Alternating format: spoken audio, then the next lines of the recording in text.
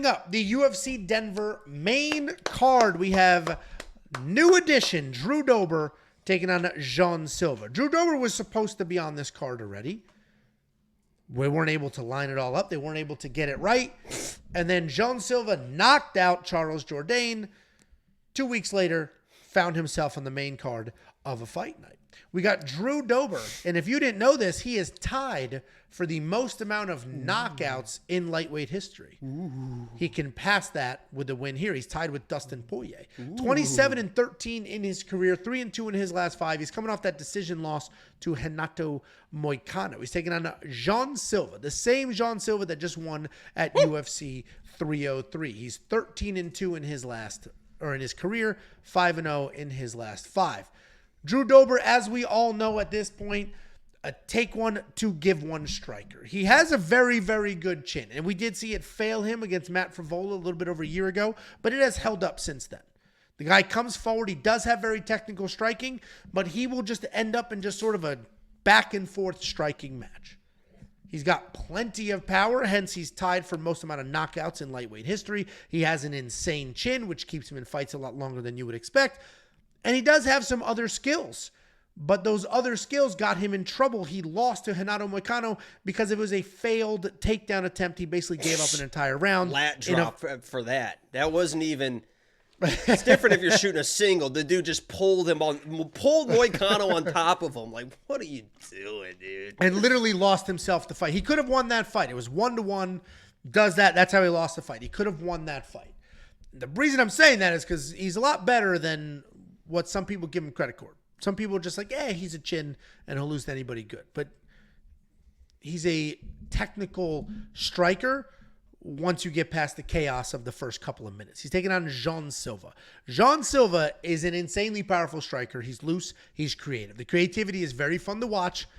He gets himself into some weird situations. He'll go from low hands, nice and wide, to high and tight. He'll work his way in and out.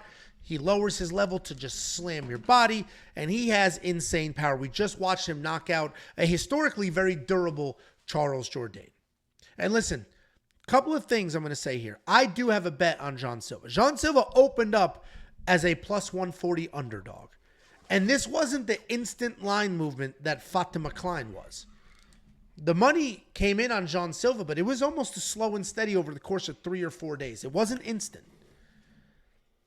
And I hit that line. I have a half a unit bet on Jean Silva at plus 105. What I will say is the closer this fight gets, the less confident I am in that. Jacob's about to go crazy, and we'll let him do his thing. But first, Jean Silva is having a very quick turnaround. Jean Silva is going up in weight. He's a 145-pounder going up to 155 to fight one of the bigger 155ers who does have a good chin for the most part. So the question is, can Jean Silva Matt Frevola Drew Dober? Or is Drew just going to be there, eating the shots, just standing in front of him? He's not going to know what to do. I am still picking Jean Silva. I still think he wins this fight. This should be a striking match. He's going to be the better striker almost without question. But historically, these super fast turnaround people, Lupita Godinez lost, Damon Blackshear lost. I have a little bit of buyer's remorse on my bet. I am still picking Jean Silva. But this should be a very interesting fight. Jacob, why don't you do whatever the hell it is you're about to do? I look like a nerd, don't I? By the way, this jacket smells good. It smells like that. Remember that girl that Saturday night? There were no women anywhere near. It smells, I think it might be a lipstick. Is there a lipstick stain? I'm positive there's not. I haven't washed this since this jacket has touched. Dude, you Charles look like this is somebody who invented flight, a Wright brother. I'm a fighting goggles. You look like a Wright brother. So here we go, guys. Strap in. Let's start off with the last 3-4 years of Mr. Dober's career. Great looking guy, great chin, right? He's a good looking dude. Let's just run through these real quick. See, a loss to Islam. It's Islam. We'll accept that. Okay. We see a loss to Brad Riddell. Quality loss. Brad isn't quite what we thought he'd be, but, there's an okay one as well. We do see a win versus Terrence McKinney in a fight where he was dropped and nearly finished. We see a win versus Rafael Alves, who, no longer in the UFC. Just killed a man. No Yeah, I longer was in the gonna say, UFC. dude, he just No longer in the UFC. And if you watch that fight, Drew Dober was, I mean, he showed off when you talk about Crimson Chin, it was in that fight. He was eating a lot of shots. He eats a lot of shots. So that was a very high intensity fight, back and forth fight with Rafael Alves. He did get that win, got the finish in the third, who's not in the UFC anymore. Then you have Bobby Green. He did knock out Bobby Green. It's a great win. Was getting lit up a little bit. That first round, he was getting lit up pretty well by Bobby Green. So he got that win, but he was kind of getting lit up in that one. Fights Matt Frevola, who was my lock of the week, gets flatlined, knocked out, versus Matt Frevola. Comes in, then he smokes Ricky Glenn. It's Ricky Glenn. And then he fights Moicano and has that IQ mistake and lose that fight versus Moicano. I say all that to say this. The wins to me just don't really stack up as well as they seem that they did. Even in those wins, the guy's getting hit. He's getting dropped, right? And he's showing off a Crimson Chin that has steadily kind of started to fail him. Against Matt Frevola was dropped by not the biggest shot in the world, right? He was pressuring Matt Frevola. Matt Frevola's against the fence. I picked Matt Frevola because I said, guess what? He's the faster guy. I know Drew Dober has power in his own right? He's knocked out people. He's got these finishes.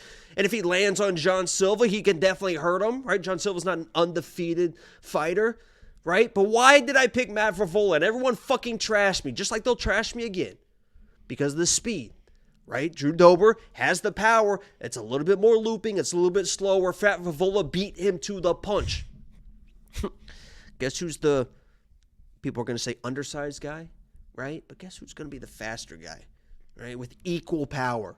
That's an absolute fucking animal, an absolute fucking dog. And this guy is sound defensively as well. This guy seems to see everything that's coming his way, the leg kicks. And he'll let you know when you've been missing, then he's going to bark at you and fucking flatline you right after that. I have no doubt in my mind Drew Dober is going to be coming forward on those beautiful calves, on those tiptoes, pressuring forward John Silva, thinking that's the best idea. Short notice, undersized guy, I'm going to wear him out. Then he's going to walk into that shot, Angelo, and he's not going to fucking survive. That's why Gian Silva, Lord Assassin, is the lock of the week. The Fighting Nerds, we're going back-to-back with Brasilia. We're feeling good about it as well. John Silva, baby. Listen, I also picked him to win. I am starting to regret it. You've rejuvenated me. That speech the miniature Gatorade, the oversized glasses, you've rejuvenated. It's a regular Gatorade. I don't know how many times, but why would I have just small stuff everywhere? It's a regular Gatorade. I don't know. You have, I think, to lure children in. You have small candies. You have small sodas. You have small Gatorades. You wear a costume. I do have a lot of costumes. I'm looking. It's. I'll be honest with you. My closet doesn't look great for the case because I've got a shark costume, a clown costume. I've got I've done a doctor. I've got like fake doctor costume. I've done just like I have wigs everywhere. Like literally, I just have wigs laying everywhere.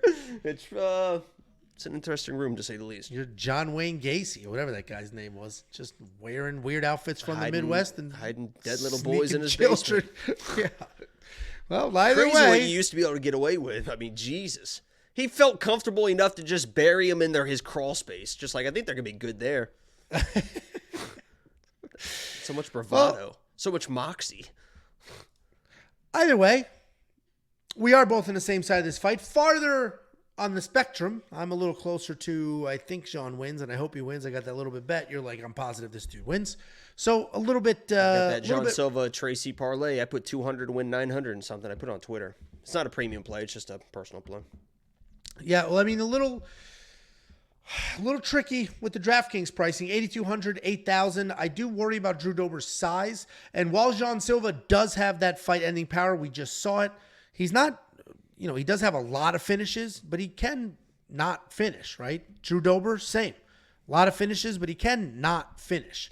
Elevation could slow them both down.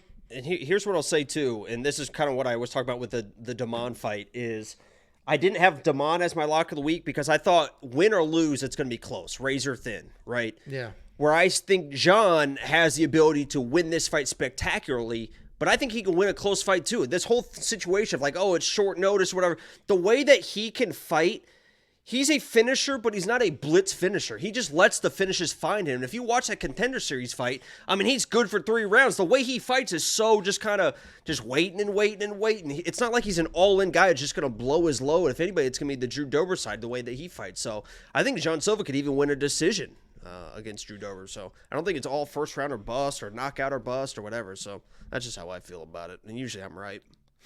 Listen, I hear you. If you're that confident in it, then $8,000 in DraftKings Fantasy makes a lot of sense. It's obviously a very close fight on the DraftKings pricing. If you do want to unlock all the picks, the bets, the safety parlay, the round line leans, the tools, and more, WeWantPicks.com.